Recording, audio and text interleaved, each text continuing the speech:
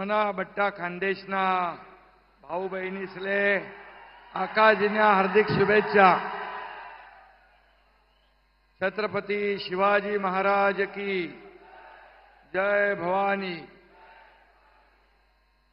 महापराक्रमी बिरसा मुंडा यांना मानाचा मुजरा। आपले विश्वनेते लोकप्रिय आणि यशस्वी प्रधानमंत्री परम आदरणीय नरेंद्र मोदीजी यांचं मी नंदुरबार या पावनभूमीत आपल्या सगळ्यांच्या वतीने मनापासून स्वागत करतो, मनापासून त्यांना धन्यवाद देतो। आजच्या या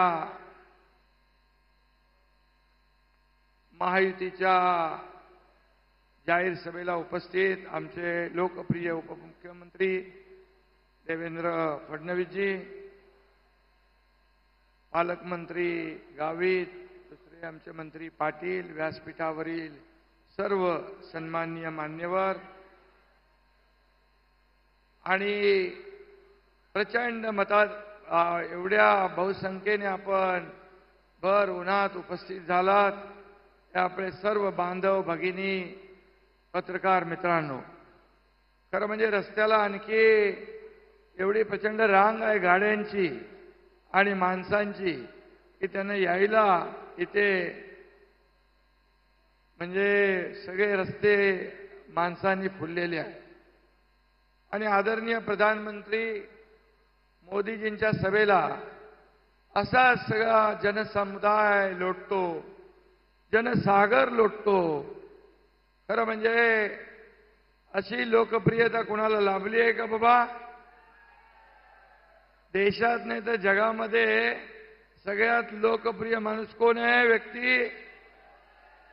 त्यांचं नाव आहे नरेंद्र मोदीजी। आणि याचा आपल्याला अभिमान आहे, आपल्याला गौरव आहे। तर म्हणजे अक्षय तृतीच्या शुभ मुहूर्तावर मोदीजी इथे आलेत, त्यामुळे 4 जूनला डॉक्टर हिना गावित यांच्या विजयाची शुभवार्ता पक्की झालेली आहे। नंदुरबारच्या जनतेने ठरवलंय डॉक्टर हिना गावित गेल्या पाहिजे दिल्लीत आणि पाडवी राहिले पाहिजे गल्लीत। बरोबर आहे ना? आणि देशातल्या जनतेचा एकच निर्धार आहे, अब की बार फिर एक बार। मोदीजी अपने आदरणीय प्रधानमंत्री, लोकप्रिय प्रधानमंत्री, मैं आपको बताना चाहता हूं, ये हमारे नंदुरबार की जनता अपनी संस्कृति, अपना धर्म, अपना कर्म के लिए बहुत सजग और जागरूक रहते हैं। वे विकास भी चाहते हैं, लेकिन जल, जंगल और जमीन को सुरक्षित भी रखना चाहते हैं, और ये उनकी पहचान है। मोदीजींनाही आदिवासी बांधवांच्या भावना बरोबर कळतात। मला आठवतं मोदीजी म्हणाले होते, आदिवासी समाज के उत्थान, गौरव और सम्मान के लिए मैं समर्पित हूं।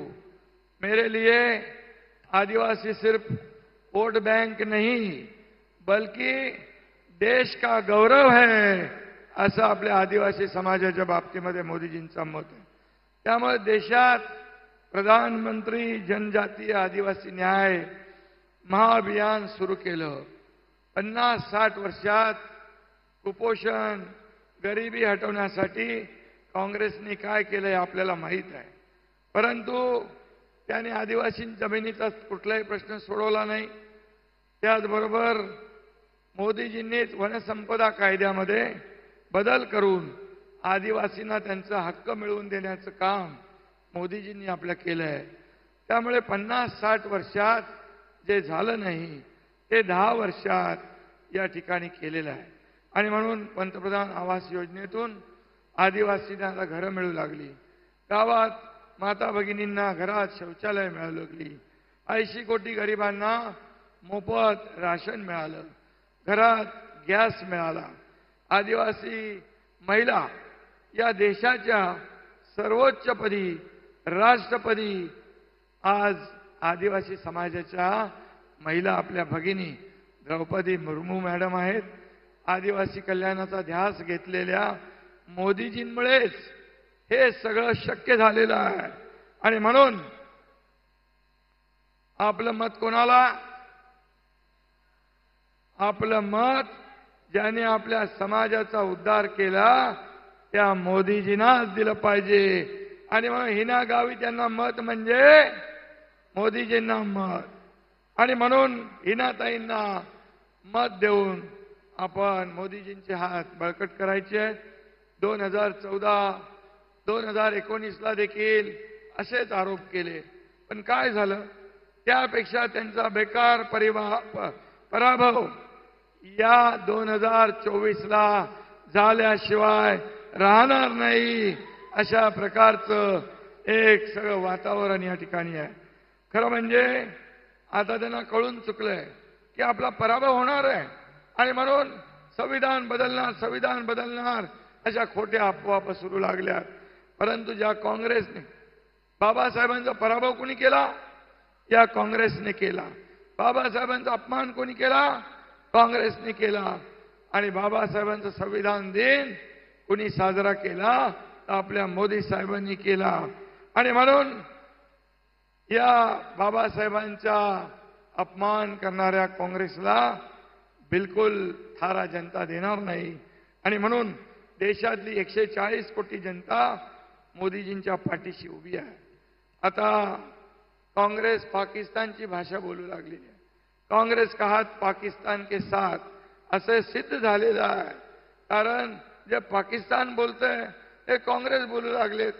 आणि म्हणून भाकरी खायची भारताची आणि चाकरी करायची पाकिस्तानची अशा या देशद्रोही काँग्रेसला आपण हद्दपार करायचं आहे. आणि म्हणून पूर्वी काँग्रेसचा प्रचार नंदुरबार मधून व्हायचा, पण त्यांनी इथल्या आदिवासींना वोट बँक म्हणून वापरलं. आणि म्हणून आज ही नंदुरबारची जनता याचा बदला घेतल्याशिवाय राहणार नाही. आणि आता मोदीजी जी काही लहर आता दिसते, आपको लहर दिख रही है, वो धीरे धीरे और बढ़ रही है और ये आंधी बनकर आएगी. 4 जून को उस आंधी में कांग्रेस और इंडिया लाइन सबाचट हो जाएगी. आणि मोदीजी प्रधानमंत्री पदाची हॅट्रिक करणार आणि हिनाताई देखील पुन्हा निवडून येणार.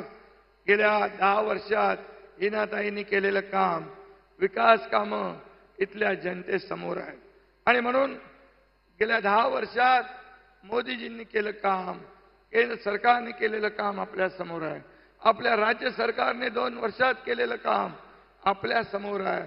आणि म्हणून आपल्या महाराष्ट्रातली जनता सुज्ञ आहे, कामाला महत्व देईल. आणि म्हणून मी आपल्याला एवढंच सांगतो की आज या नंदुरबार मधल्या जनतेला माझी विनंती आहे की ज्यांनी 2014ला मोदीजींना आरोप केले त्यांचा सुपडा साफ झाला.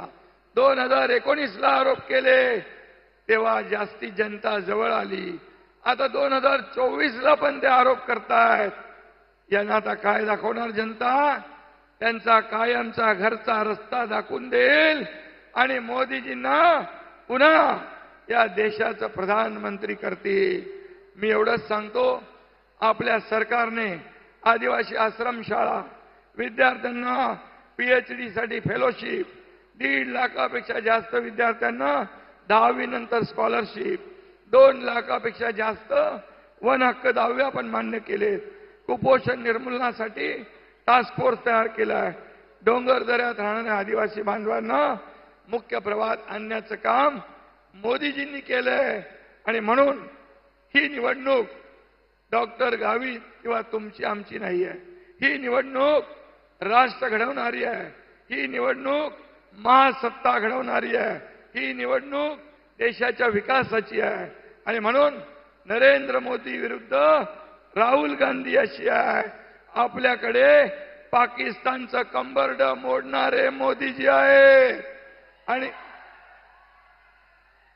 त्यांच्याकडे पाकिस्तानची तळी उचलणारे काँग्रेस आहे, आपल्याकडे राष्ट्रभक्ती आहे, तिकडे राष्ट्रद्रोह आहे.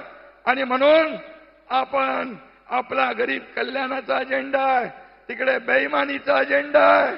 आणि म्हणून यावेळेस जनतेने ठरवलंय, फिर एक बार मोदी सरकार अब की बार.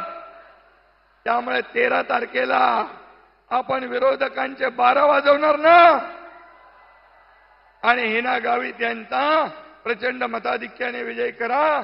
त्यांच्या निशाणी कमळासमोरचं बटन दाबा आणि हिनाताईला प्रचंड मताधिक्याने विजयी करा.